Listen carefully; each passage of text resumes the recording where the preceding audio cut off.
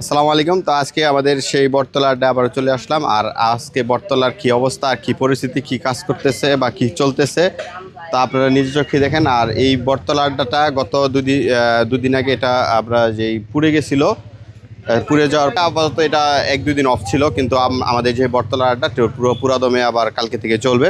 তো এখানে যে চায়ের যে ঘরটা ছিল সেটা আবার নতুনভাবে সাজানো হচ্ছে। যে এখানে হচ্ছে আমার কাকু, যে সরি, উজ্জ্বল কাকু আছে এখানে, তারপরে ইমরান আছে, আর হচ্ছে যে ভাই ব্রাদার আছে তারা দেখার জন্য। এদিকে মামা চলেন, আর এদিকে আসেন। অনেক দূর দূরান্ত থেকে ভাই ব্রাদাররা আসছে এটা আমাদের বটতলা আড্ডা দেখার জন্য, এটা আবার কিভাবে কি কাজ করতেছে। আর এখানে হচ্ছে বিশেষ করে হচ্ছে আবার নতুন করে আমরা close circuit camera set up করবো সিকিউরিটি পারপাসের জন্য, যাতে এখানে আবারও দুর্বৃত্তরা যে আসে কোনো অকারেন্স ঘটানোর জন্য, তো সেটা সিসি ক্যামেরা দিয়ে নিয়ন্ত্রণ করব বা দেখব।